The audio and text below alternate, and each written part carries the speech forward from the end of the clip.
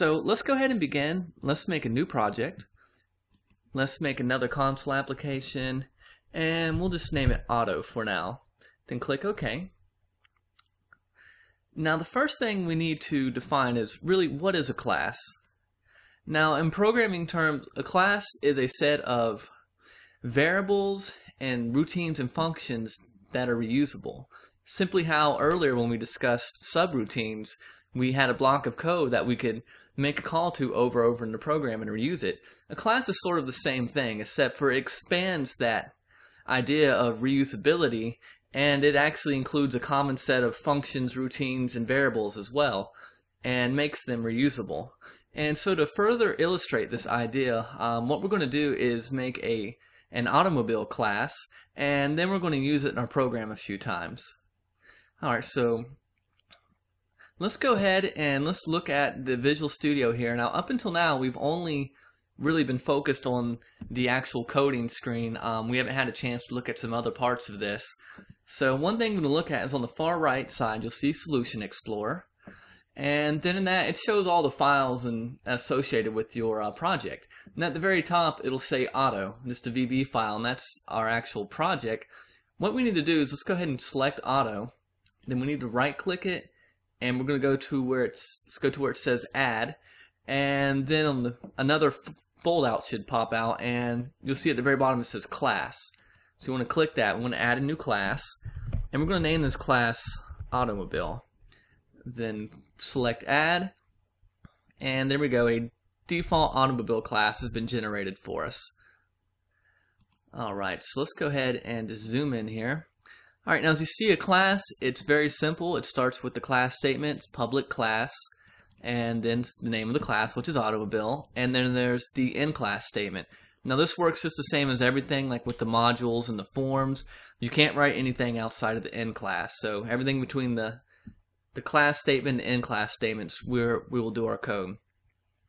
Now this class, it's going to be a simple class that's just going to describe some basic parts of an automobile. Now as you see, there's going to be a few keywords in here, such as public and private, which I haven't really covered yet, and we're going to just briefly cover those two types in this episode.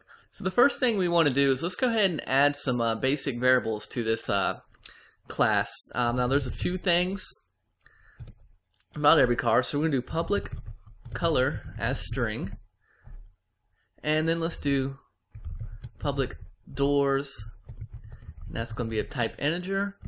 The next we're going to make one private variable, and that's going to be called speed, and that'll be integer as well. So now we just added a few variables to the class. We got a color, which is going to be the color of the car, the doors, which is going to be how many doors the car has, and then speed, which is how fast the car is going. So let's go ahead and just add two routines into this class as well. These are just going to be real small example ones. We'll do public sub, and the first one will be accelerate. Oops. Alright, and simply what we're going to do here is we're going to take the speed variable and just increment it by 5,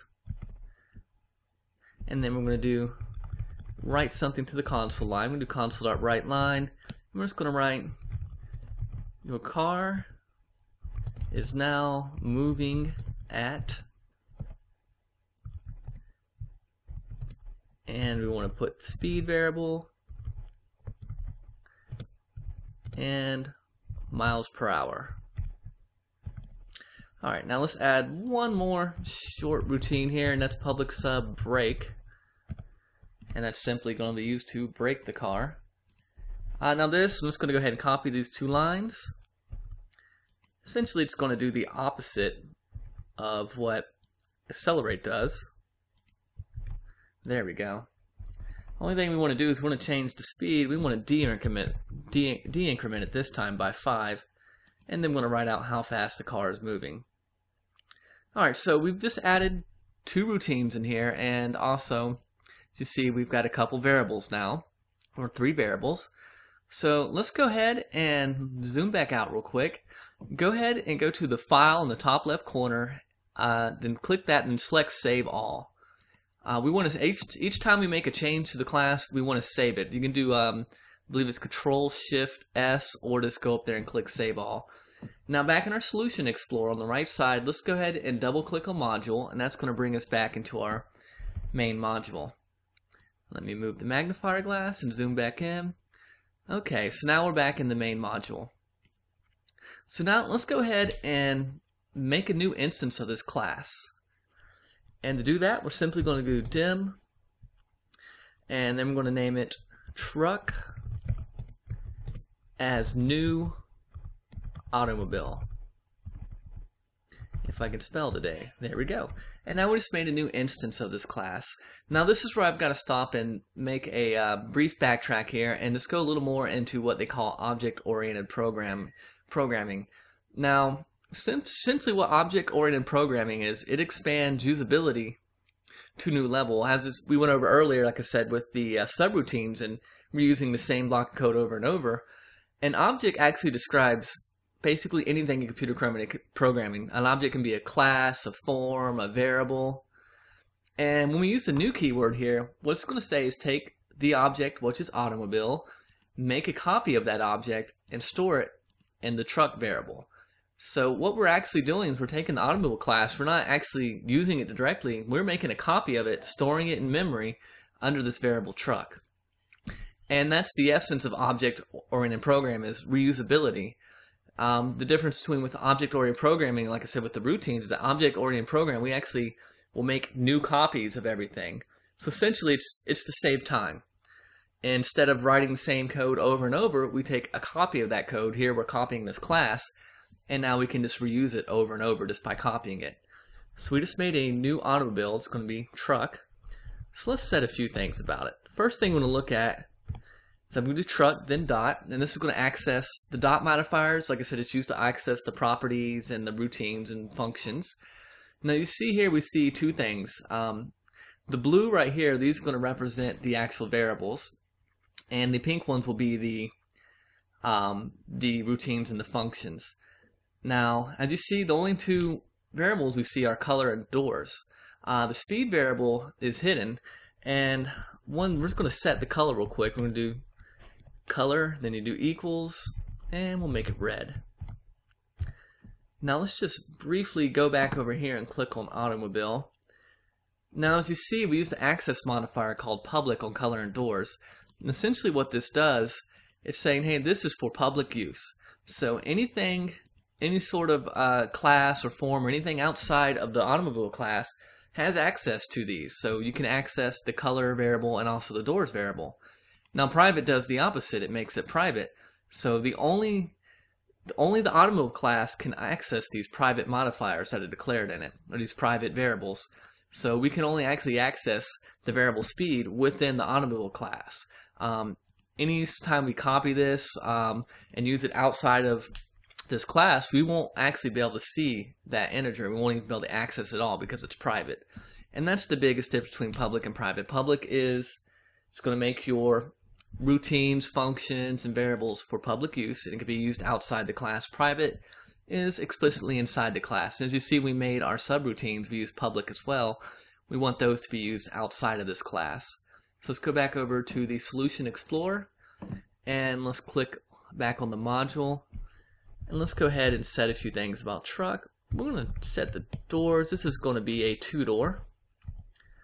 And now we're just going to use a couple of routines. What I'm going to do here is just do a simple loop. I'm going to make integer I for I equals 0 to 2. We're just going to loop through 3 times, and we're going to call truck dot, and we're going to accelerate. Now each time we loop through here, it's just going to increase the speed by 5, so that'll bring us up to 15. And then once we exit out of here, I'm actually going to do the truck break, and just break once and de-increment the speed by 5. So we made a new automobile here. Start from the top. We set 2 variables about it. We set the color to red, how many doors to 2, and then we just made a few calls to accelerate, then 1 to brake just to test it. So let's go ahead and do Control F5 and run this module. Okay, as you see, each time we loop through, your car is now moving at 5 miles per hour, 10 miles per hour, 15 miles per hour. We loop through and just accelerate 3 times. And then right after we got out that loop, we just called brake once, and it de-incremented the speed by 5. And see, your car is now moving at 10 miles per hour. And so that's just a very simple class. It only has a few, just a couple routines and a few variables. And we'll actually get into different ways to access variables by using properties in the next lesson. But for now, I want to show you one other thing. We're going to get back to the subject of reusability. Like I said, we can just copy this and reuse this as many times as we want. So we'll do dim car as new automobile. And now we just made a copy and we stored it in the car variable. And as you can see here, what I'm doing, I did truck and car. These are obviously all types of automobiles.